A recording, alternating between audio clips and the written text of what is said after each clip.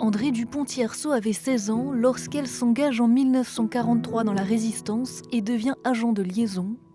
Aujourd'hui, à 94 ans, elle nous livre pour la dernière fois son témoignage, aux côtés de sa petite fille, Natacha. Au début, c'était les journaux clandestins qu'il fallait distribuer en cachette ou aider à cacher des jeunes qui ne voulaient pas partir au STO.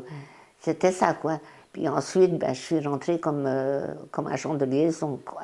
Et un jour, c'était en 1944, votre papa, votre tante et votre marraine, vous avez été arrêtés. Oui, le 26 avril 1944. Ça, je m'en rappelle. C'est moi qui ai été arrêtée, je crois, la première, à 10h du soir. Et j'étais toute seule avec mon grand-père. Et le soir, j'ai entendu les portières craquer. Je dis, bon, à 10h du soir, là, il y avait le couvre-feu. Je dis, bon, c'est bon.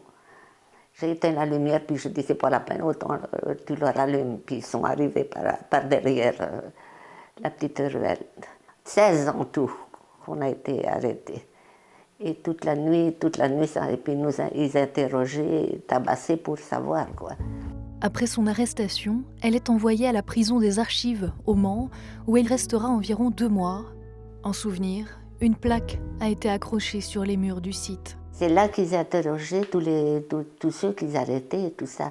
Et moi, ils m'ont mis dans une cellule, la première cellule à gauche, et derrière la cellule, il y avait le fameux bureau du commandant, et c'est là qu'il y avait les interrogatoires, que j'ai entendu crier ceux qui étaient tabassés, quoi. Et puis jusqu'à temps qu'on parte pour Romainville en premier. Andrée a alors 16 ans et demi. Après Romainville, elle est emmenée dans d'autres camps avant d'être envoyée à Ravensbrück, en Allemagne. Alors à Ravensbrück, ça a été l'appel, et ensuite, ils nous ont fait rentrer dans une pièce. Tout ce qu'on avait, des bijoux, ils nous ont tout pris. Ils nous ont fait mettre toutes nues. Ils nous ont fouillés de partout.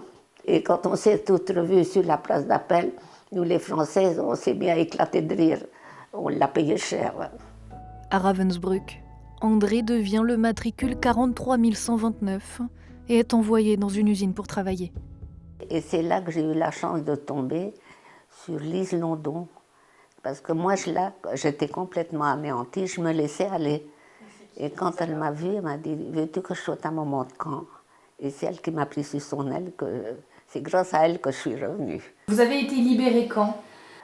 On nous a mis sur la route le 13 avril 1945, et c'est là qu'on a fait les marches de la mort. Alors, les marches de la mort, c'est qu'ils nous ont mis sur la route, on a tourné en rond. Il y avait les Russes d'un côté, les Américains de l'autre.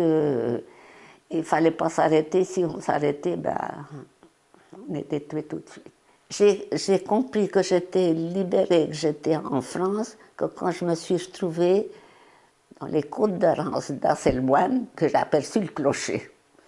Alors quand j'ai aperçu le clocher, je me suis mise à pleurer. Je dis, ça y est, je rentre à la maison. À son retour chez elle, Andrée ne parle pas. Comme beaucoup d'autres déportés, elle se mure dans le silence. On ne comprenait pas ce qu'on avait pensé. Il y avait presque un an que la France était libérée et il ne fallait plus parler. C'était fini, il fallait tirer un trait sur tout. Et c'est quasiment 40 ans après que petit à petit, vous avez ouvert la porte. Grâce à ma petite fille, à ma petite fille Natacha. Je savais que oui, tu avais été déportée, donc du coup, le fait en troisième qu'on nous demande qu'on aborde la guerre, donc j'ai commencé à te questionner. Hein. Et puis peut-être aussi, c'est vrai qu'on avait un lien toutes les deux. On a été, tu m'as gardé souvent. Alors peut-être c'est ce lien qui fait que, à force, on arrive à tirer, à délier la parole. C'est ça qu'en fin de compte. T'avais préparé. J'avais préparé des questions. T'avais préparé des questions, oui. Et puis après, j'ai essayé de retracer toute ton histoire, avec toi, ce que tu en savais. Elle s'est installée sur la table et elle m'a dit, allez hop, mamie, il faut que tu vides ton sac.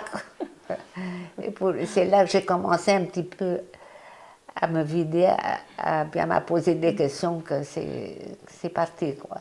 Quand on est enfant, c'est vrai qu'on n'a pas conscience vraiment de la réalité de ce qui s'est passé. C'est important de parler? Oui, C'est bien, parce qu'il ne faut pas qu'on oublie tout ce qui a été fait.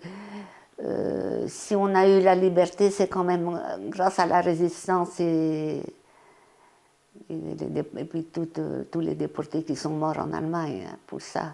Vous demandez à ce que la prison des Archives devienne un lieu de mémoire. Il faut que la prison des Archives soit un lieu de mémoire, un musée, pour que les enfants puissent comprendre ce qu'était la résistance et les déportés. J'étais très déçue de la cérémonie de la prison des Archives. J'ai demandé, j'ai voulu que ça soit un lieu de mémoire avec des photos, des petites conférences avec des professeurs pour expliquer aux enfants ce qu'était la résistance et la déportation. Parce que le mur, c'est rien du tout. C'est la prison qu'il fallait faire. Merci beaucoup, en tout cas, Natacha et André, d'avoir témoigné ce soir. C'était votre dernier témoignage? Ah non, c'est fini. Je me laissais... J'arrive au bout du chemin. Je trouve que ma route, elle a été assez longue comme ça.